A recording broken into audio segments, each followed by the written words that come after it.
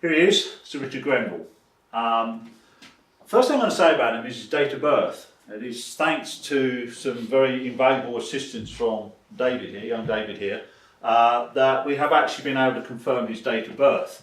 However, this is a painting of Sir Richard Grenville. The original is in the National Portrait Gallery, and this copy actually hangs in the Town Hall at Bideford. And the little inscription up the top there basically says this is painted in 1571 when Sir Richard Grenville was 29 years of age. Now, if you take 29 from 1571, you kind of get 1542, so it surprises me that his date of birth has been quoted from anywhere between 1540 to 1543. So little is relatively known of him. But anyway, his date of birth is, I promise you faithfully, the 15th of June, 1542.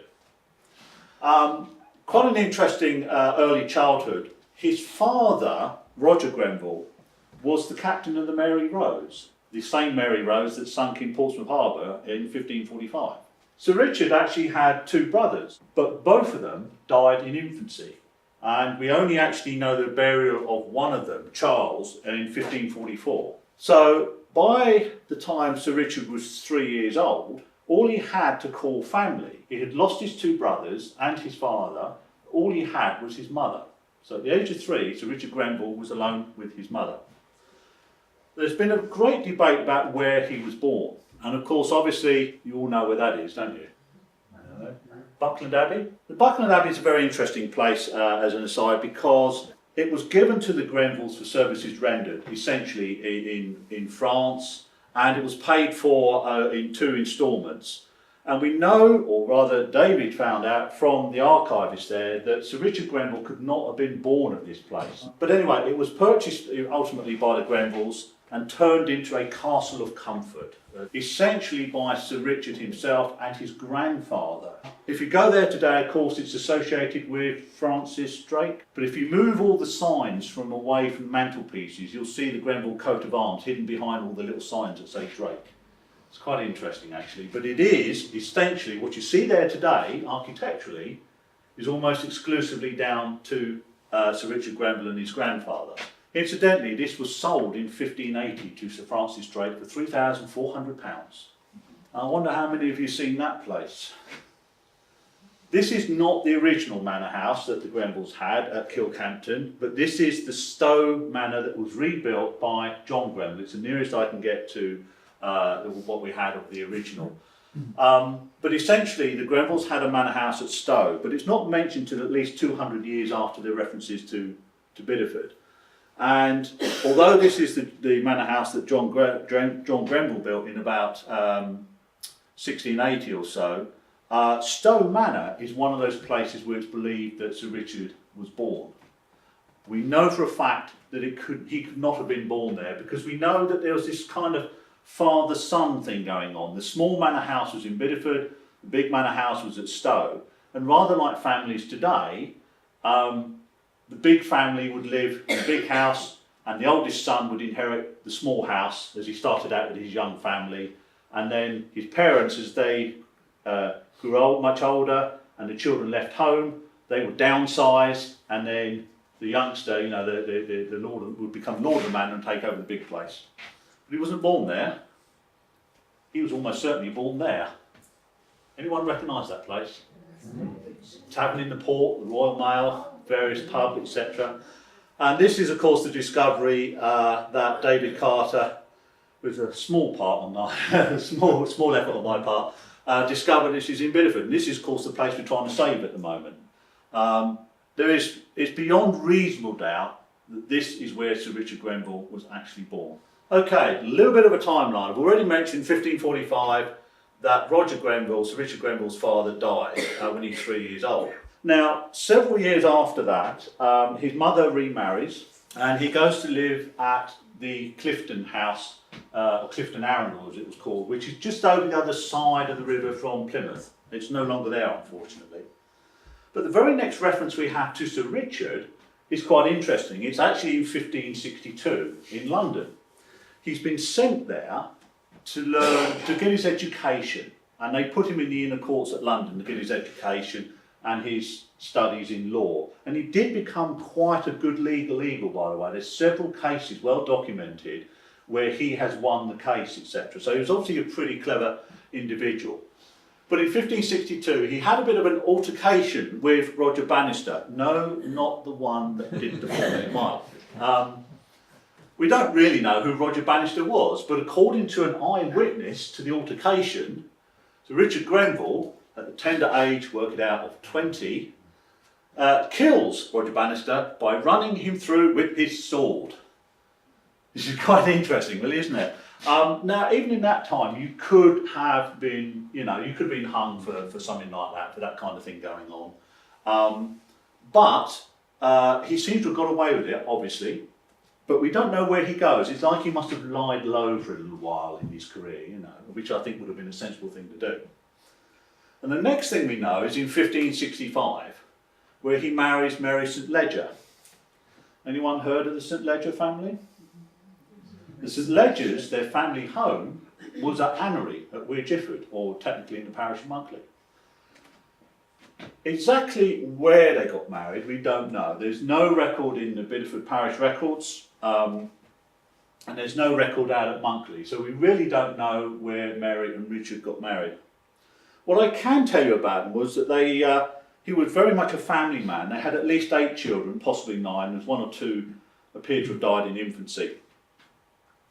But nevertheless, Mary St. Leger, by 1566, I think the first child is born or very much on its way. And the next record we have is that as soon as he's got married, Mary's pregnant, or they've got a couple of kids running around the house, or a first child running around the house, he does what all good men do. He went off to fight a war.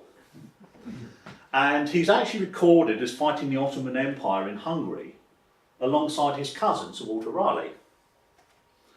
He apparently he does quite well. He is recorded as having, won some good battles and fought very well and given a good account of himself.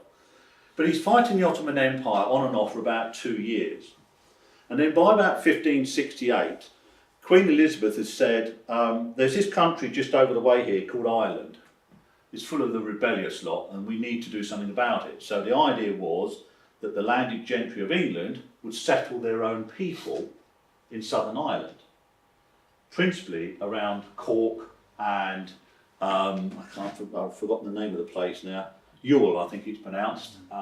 Except to that kind of area, and a lot of the landed gentry, Raleigh, Grenville, and all the other names, the Carews, etc., they all get land from Queen Elizabeth to settle their people. I don't expect you to be able to read all of that. But this is where the story of Roanoke comes in. This is where the story really begins. Okay? These 2 books are quite extraordinary. I was given very privileged access to them. They are first editions. This one was written in 1589, and this one in 1600. These documents, I was given access to these, and they tell an incredible story. A truly incredible story. This is a sort of fairly modern representation of the coast of North Carolina as it lies today. Here's Roanoke and the town of Manio that Bideford's twinned with today, on this island here. And there is this huge sandbank, for want of a better expression, which from the top down to about here is 120 miles long. And for most of that, Highway 12, you can drive down and you can see the sea on one side and the sea on the other side. To put it into scale, the distance between here and here is 35 miles. And yet that inland sea is no deeper than about 2, maybe 3 metres. This is a most extraordinary place. Bear this in mind. The island of Croatoan, which is today known as Hatteras Island, and there's Roanoke up there. Now look at this. Can you see string along here? Okay, and you can just make out this splodge here. There's Roanoke, and there's the Outer Banks. This is a painting that was produced in 1585 by John White. John White became the governor of what became the lost colony of Roanoke. He was a painter by profession, but he was given the job of being the governor of the colony. And this is his piece of work in 1585. So, how do we get to Grenville? What's the connection? Well, here's where it goes. 1583, Walter Raleigh gets a charter from Queen Liz to settle America for 7 years. And anything you can make out of it in 7 years is all yours. So in 1584, Walter Raleigh gets two gentlemen, Arthur Barlow and Philip Amadus, to take two ships. Arthur Barlow came from Plymouth and Philip Amadus from Launceston. They take two ships, they go and find this location. Now, Florida's down the bottom here and it's all Spanish, and the French have got some interest going on up here in this other country up the top here, you know, Canada. And this middle bit, there's nothing. So this is where the English actually headed. And Amadus and Barlow actually land somewhere, actually in here, just to the south of Roanoke. Not absolutely sure, there's still some debate exactly where they landed, because they knew latitude, but they didn't have longitude at that time. In the Hakluyt books that you've just seen me show the front page of, there is this incredible first encounter. Philip Amadus and Barlow are moored just inside the inlet, and they record that this swarthy looking savage, a Native American Indian, rows up in his canoe, looks at the ships, beaches his canoe, and then walks along the shore up and down looking at the two English ships. This is a first encounter. Neither have seen each other ever before. He's then persuaded to go over to the ships and say hi. And there's a bit of a chit chat and they're just kind of trying to understand each other, what it's all about. Amadus and Barlow get shown by this Indian. They get to meet the chiefs and all the rest of it, etc. Because, you know, they've never seen people like this before and they're mightily powerful. They have these fire sticks and all these other wonderful things, guns and what have you. And there's a big sort of friendly sort of chit chat. Amadus and Barlow then sail back to England and they take two Native American Indians with them as representatives of the people. Those two Indians were called Wanchese and Manteo. And they are actually presented to Queen Elizabeth I. If you've ever seen the film Elizabeth with Kate Blanchett in, and that opening sequence where Walter Raleigh is chit-chatting in, you know, there's this big ceremonial sort of reception going on, there's actually a glimpse of two Native American Indians. And clearly, although they're not named in any way, I obviously believe that they were meant to be representations of Manio and Wanchese in the film. Walter Raleigh gets this report from Amadus and Barlow which say, the Outer Banks is a land of milk and honey. We can settle a colony there, and strategically it also means we can capture all the Spanish ships as they come up from the West Indies and sail back to England. Now the reason why this is so strategic back in the days of sail is because what comes down the coast to this point here is the Labrador Current. What comes up the coast to this point here is the Gulf Stream. And where they meet, they do that. And essentially that is the point in America where the Gulf Stream turns right and heads for England. And obviously it was a natural route back for shipping. So all the Spanish ships would come up from Florida and at that point take the current, turn right, head back towards Spain. Very strategic location.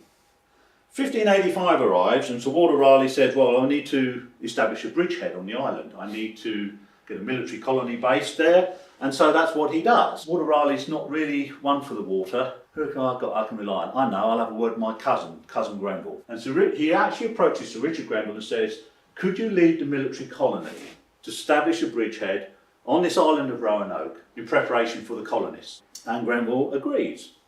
And he actually kind of leaves a will, if you like, telling everyone what will happen to his estate if he doesn't return from the voyage. And in 1585, Grenville sets out with his ship, the Tiger, and one of his other ships, the Roebuck, and a few other ships, with this military colony of 104 military men, led by a gentleman called Ralph Lane. Their story of actually arriving in the Caribbean and sort of having a little sort of few discussions with the Spanish, shall we say, are quite extraordinary kind of glimpses on history. There is a fantastic moment in there where Grenville decides to have he wants actually some more supplies. So he decides to approach the governor of Hispaniola, which is today Haiti and the Dominican Republic. The Spanish governor there, he says, come on board, we'll have a feast. So he entertains the Spanish governor, bearing in mind this is a time when we're kind of 50-50 on the old war front between countries. And obviously the idea of the feast is to try and impress and perhaps intimidate the Spanish governor. And the Spanish governor actually says, okay, great, now we'll do our thing. And this is all documented, by the way, to the finest detail. And so he invites Grenville and all these other gentlemen of the party, etc., to come on land, ride horses, and actually go and hunt bulls. They actually release bulls and then they go and hunt them down. It's a big hunting sort of festival in return for the big show that Grenville's given them. What's fascinating is that the Spanish governor's report back to Spain says that this mighty admiral from England came over and we had a feast and we did this and we entertained and that, and he demanded various things, horses and cows and all the rest of it, etc.